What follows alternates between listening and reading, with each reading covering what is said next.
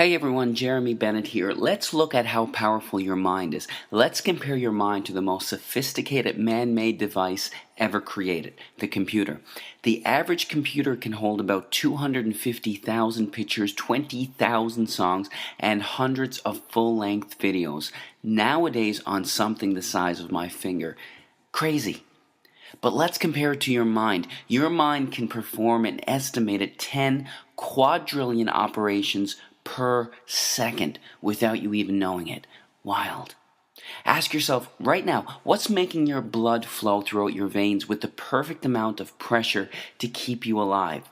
What's making your heart beat right now? Are you consciously commanding your heart to beat right now? No. What's maintaining your body core temperature to the perfect degree to keep you alive? What's doing the 6 trillion things to your 60 trillion cells every single second? It's something called your subconscious mind. This is the powerhouse to who you are. Your cat has it, even your puppy has it. But of all the things that your subconscious mind can do, it can't do one thing. And this thing can help you attract good things into your life or can absolutely demolish your health. What is that one thing it can't do? It can't distinguish between a real event and something you merely think about. Sounds absolutely ridiculous, right? What happens when you have a nightmare? You wake up, your heart is pounding, you're sweating, and you're anxious beyond words. The nightmare existed in your mind. You weren't in any real danger at all, but your mind didn't know that. You physiologically reacted as if the nightmare was actually taking place in reality.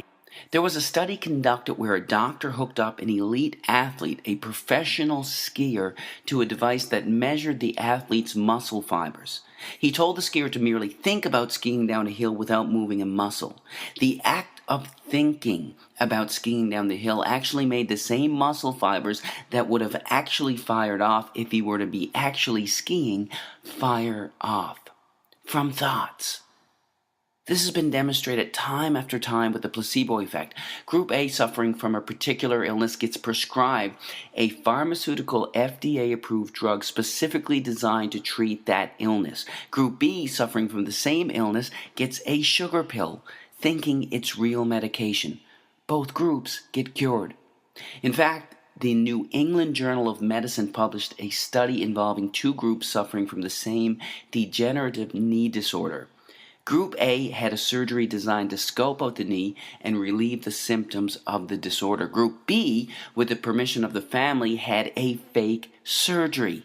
A placebo surgery, thinking that they had a real surgery. Only 3 small incisions were made in the kneecap, but no real surgery was performed.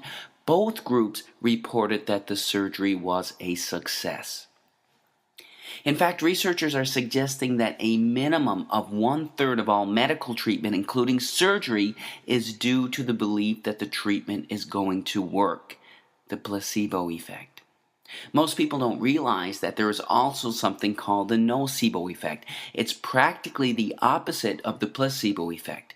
The mind, instead of curing illness, contributes to illness. That's what a hypochondriac is. Their belief that they're going to develop a disease actually causes them to experience the symptoms of it.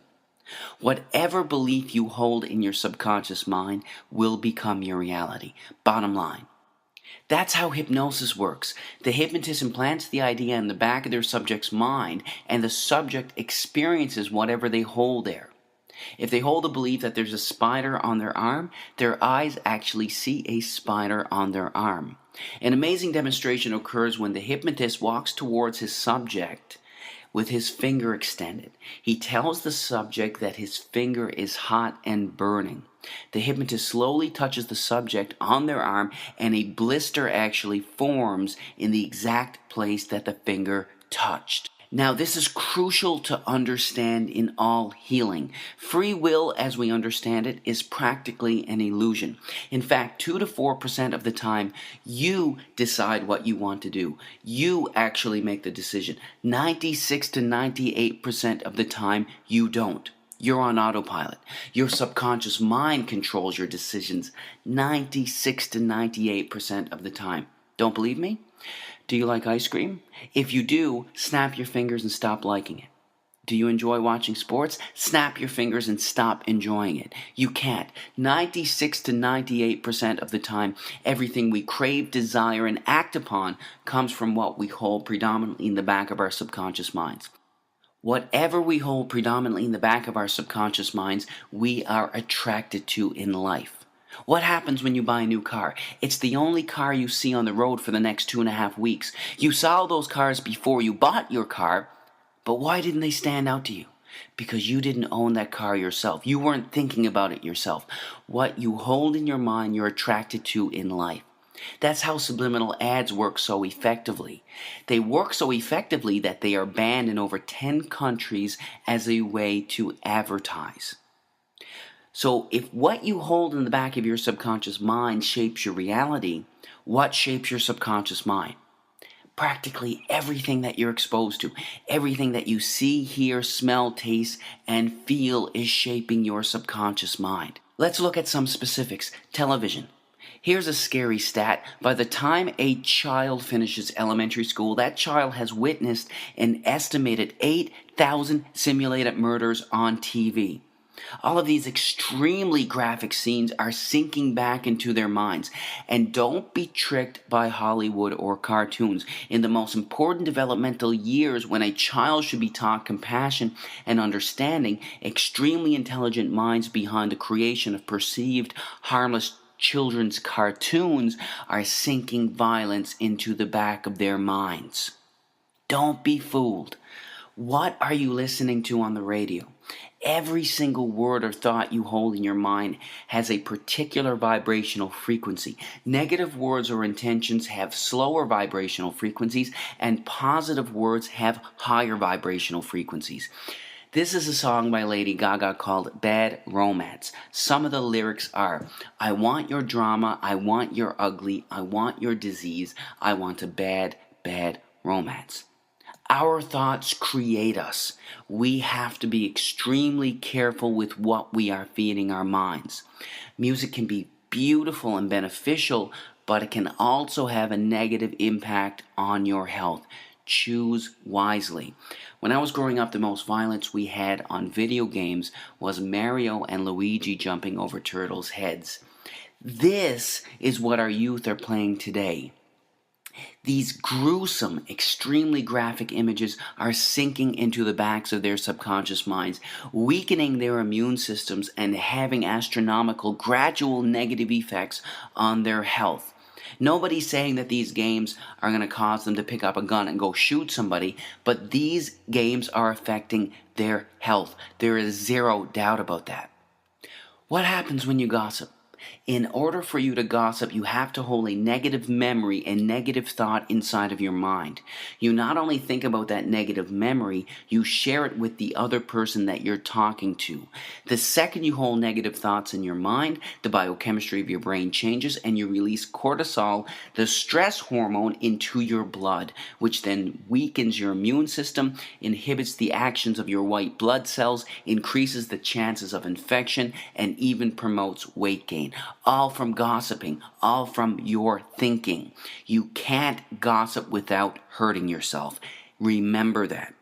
But of everything you can expose yourself to, there is nothing more important than the thoughts you hold in your mind. We have on average 60,000 thoughts a day. And the reality is, not only are most of these thoughts the same thoughts we had yesterday, but they are negative thoughts, either dwelling on something bad in the past or fearing something that could potentially happen in the future. The second we have these negative thoughts, the second we release cortisol, the stress hormone, into our blood. Our thoughts create us. Most people believe that situations cause them anxiety, stress, or cause them to be depressed. The reality is this: there is absolutely no situation in the entire universe that can cause someone to experience anxiety. None. It's your psychological reaction to the situation that can cause you to experience anxiety, not the situation itself. This is crucial to understand. Why is it that when one person skydives, their brain releases endorphins, the good feeling chemical, into their blood, while releasing cortisol into another's? It's the same situation. How can the company of one person cause excitement in one person while making another person stressed? It's because it's never the situation that causes anyone to experience anxiety, but their reaction to it. You create your anxiety, not a situation. When you truly fundamentally understand this truth, that's when you realize that you control your anxiety, not a situation. It's one of the most liberating feelings you can ever experience. If you create it, you can take it away. Your thoughts control your life. You are the creator of your everything. Choose your thoughts wisely. God bless.